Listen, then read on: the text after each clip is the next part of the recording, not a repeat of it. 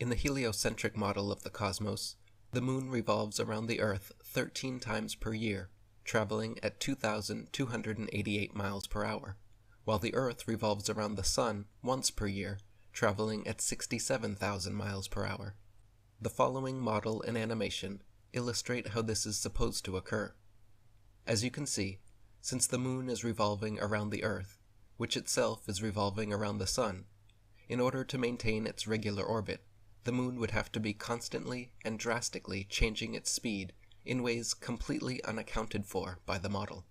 In the outer part of its orbit, the Moon would have to speed up 67,000 miles per hour, in addition to its regular speed of 2,288 miles per hour, just to keep up with the Earth. So the Moon would then be traveling at 69,288 miles per hour when it reached the front of the Earth. At this point, since the Moon is allegedly 240,000 miles away from the Earth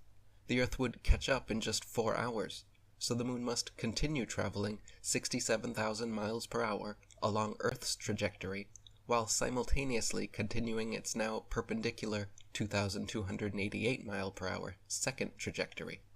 Then, as it turns to reach the inner part of its orbit, the Moon must now slow back down to its original speed, allowing the Earth to pass by.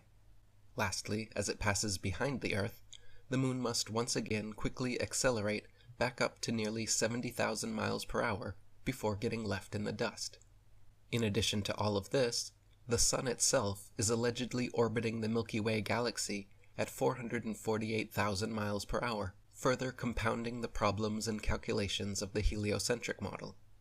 If this were true, then the Earth, Moon, and other planets would all have yet another set of ridiculous and impossible corkscrewing accelerations and decelerations necessary just to keep up with the Sun.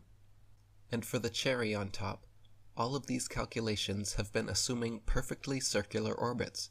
but the actual heliocentric model claims that the Moon's orbit around the Earth's orbit around the Sun, and the Sun's orbit around the Milky Way are all elliptical, not circular, meaning there would be even more additional accelerations and decelerations to calculate depending where each one is along its elliptical path.